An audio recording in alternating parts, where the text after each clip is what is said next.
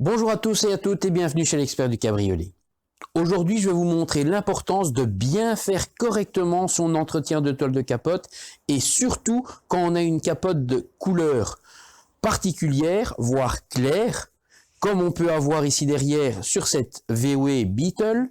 Ce véhicule est un véhicule récent, donc techniquement, il aurait dû recevoir les bonnes informations, mais il n'empêche qu'il est quand même déjà en présence de plusieurs problèmes qui pourraient à terme dégrader tellement fortement la capote qu'elle finirait par devoir être remplacée. Ça ne paraît pas grand-chose un entretien, mais en fait, comme je l'ai déjà dit, c'est très important, c'est même vital quand on a des capotes spéciales ou avec des couleurs bien particulières comme ici. On va déjà regarder ce que celle-ci présente et vous allez comprendre pourquoi l'entretien est vraiment très important. Voilà, vu de loin à quelques mètres, cette VW Beetle a une très belle capote, un très beau coloris, mais si on s'approche de ça, on va pouvoir constater très rapidement que on a plusieurs problèmes. Le premier, c'est une présence de traces de verdure. On peut le voir déjà au niveau de la couture ici. Si on regarde sur la partie basse, on voit que il y en a également beaucoup. En plus de ces traces de verdure, on voit qu'il y a eu un dépôt noirâtre comme ça par-dessus qui s'est fortement imprégné. Ici, le client me signale que ces traces noirâtres seraient apparues quelques jours après la grosse catastrophe de Rouen, la fameuse usine Lubrizol qui a dégagé cette fumée très noire. Pourtant, on est quand même en Belgique, à près de 300 km, peut-être 300 ou 400 km de là, quelque chose comme ça, et le vent aurait pu, c'est possible, porter un petit peu toutes ces particules, et avec la pluie qui serait retombée par chez nous, on aurait ces traces-là. Maintenant, c'est peut-être lié, ça l'est peut-être pas, mais voilà. Tout ça n'empêche que cette capote a effectivement des traces très noirâtres, on a des traits de coups de Karcher, nettoyeur haute pression, on a des traces de verdure à toutes les zones qui sont avec des petits recoins, des nervures, des coutures, des choses comme ça.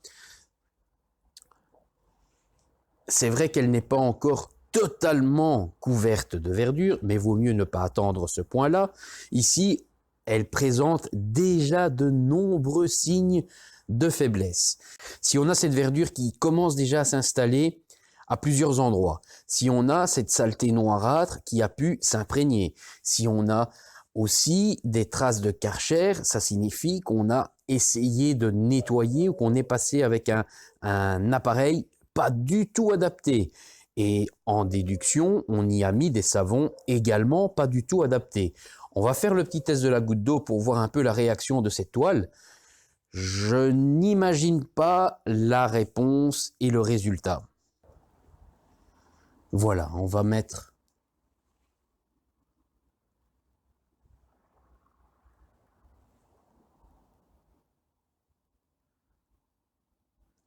on peut voir que la goutte est absorbée. C'est vrai que j'ai mis une très grosse goutte, mais elle est absorbée assez rapidement. Je vais essayer de mettre une plus petite goutte. Voilà, une plus petite goutte, on voit, elle est absorbée instantanément. La première, c'est vrai qu'elle était relativement grosse, mais voilà. Cette capote n'a plus du tout de protection imperméabilisante, ce qui est logique, vu tout ce qu'on peut déjà voir comme traces, comme marques, comme choses qui se sont imprégnées dans le tissu. Voilà ici encore un client qui, hélas, n'a pas reçu les bonnes informations à l'achat de sa voiture neuve. Donc forcément, il a malencontreusement fait tout ce qu'il ne fallait surtout pas faire. Il a été au car wash, il a utilisé un nettoyeur haute pression, il y a mis des savons de carrosserie. Résultat, Voilà l'état aujourd'hui de la capote après quelques années d'utilisation. Heureusement, à un moment donné, il s'est dit, c'est vraiment dommage de laisser se dégrader cette capote, il faut trouver des solutions. Si mon concessionnaire n'a rien à me proposer, je vais regarder, peut-être que je trouverai quelque chose. Et un peu comme vous, en voyageant sur le net et sur YouTube, il est tombé sur plusieurs de mes vidéos et il s'est dit, ben voilà peut-être la solution à mes problèmes. Et effectivement, la solution à ces problèmes-là, moi je les ai.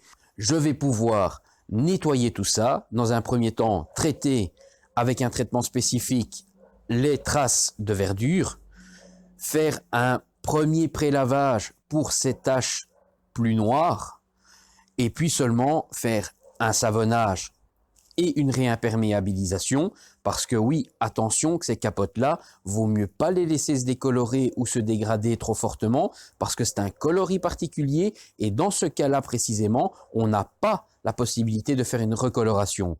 Ou si, il faudra changer de coloris, partir sur du chocolat foncé, partir sur du noir, donc ce qui changerait, qui perdrait, je vais dire, tout le charme et la particularité de ce coloris sur cette voiture-là. Donc vaut mieux faire ce qu'il faut correctement, en temps et en heure, pour justement s'éviter de perdre ce joli mariage de couleurs. Ici, j'ai donc un taf assez important à faire, avec tous ces traitements particuliers avant de pouvoir seulement faire mon vrai entretien. Donc, je vais me mettre au boulot, parce que ça va pas se faire tout seul.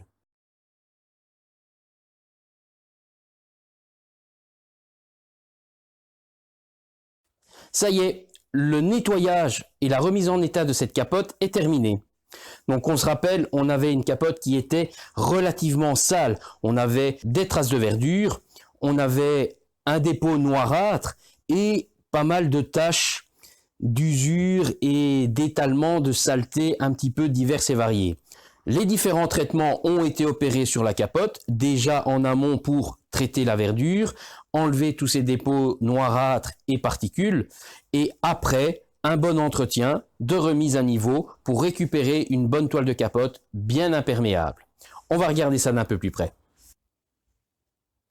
Voilà, si on se rappelle, on avait pas mal de verdure, on avait de la saleté, on avait, quand on écartait un petit peu derrière, on voyait toute cette trace verdâtre au niveau des endroits où il y avait des coutures, des raccords et des choses comme ça. On peut se rappeler que maintenant, il n'y a plus rien.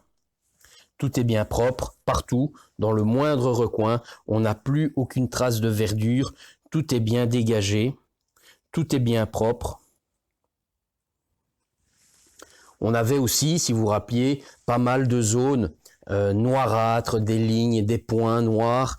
Le client me disait qu'il avait constaté ça quelques jours après le fameux sinistre qu'on a eu ici en Normandie. Enfin, pas nous en Belgique, mais ça s'est passé quand même à 300-400 km de chez nous. Mais comme quoi, le vent, la poussière peut se déplacer et toutes ces particules de fumée noirâtre ont été transportées via les nuages et auraient pu. Maintenant, je ne peux pas garantir et certifier absolument que c'est bien ça, mais en tout cas, il n'y a plus rien. Il y avait effectivement des saletés plutôt étranges, et aujourd'hui, on a une toile bien propre.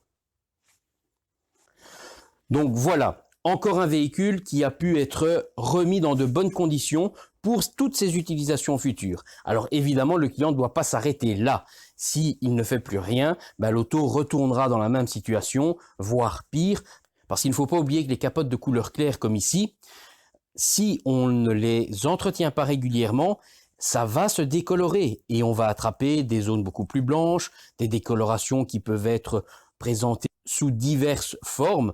Parfois c'est plus blanc, parfois on a une trame qui peut changer peut-être de structure, mais surtout au niveau coloris. C'est surtout là qu'on va avoir des changements visuels parfois très importants. Donc pour s'éviter ce genre de choses, ou du moins ralentir énormément ce genre de choses, parce que les éviter, on les évitera pas, on pourra ralentir le plus possible avant qu'on ait vraiment quelque chose de esthétiquement plus très joli.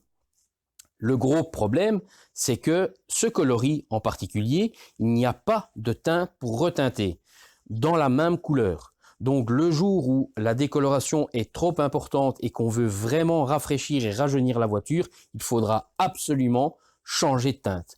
À moins que d'ici là, la couleur soit apparue au catalogue et disponible. Pour l'instant, il n'existe que 5 coloris et celui-là n'en fait pas partie.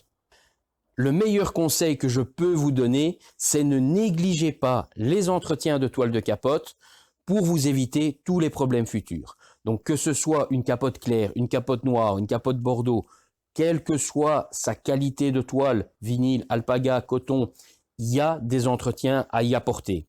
Ils sont différents en fonction des qualités, les produits changent aussi, mais il y a des choses à faire. Ne pas négliger ces points-là, parce que ça aboutit très généralement à une destruction partielle, voire totale, de la capote, et donc un remplacement. Afin de ne pas avoir ce genre de problème, faites les entretiens correctement en temps et en heure. Chaque modèle a des petites astuces. J'essaye de vous en montrer un maximum avec ces différentes vidéos. J'espère que vous avez appris encore quelque chose supplémentaire sur comment entretenir votre toile de capote. Si vous avez aimé cette petite vidéo, n'hésitez pas, un petit pouce bleu et peut-être à bientôt à l'atelier. Ciao, ciao!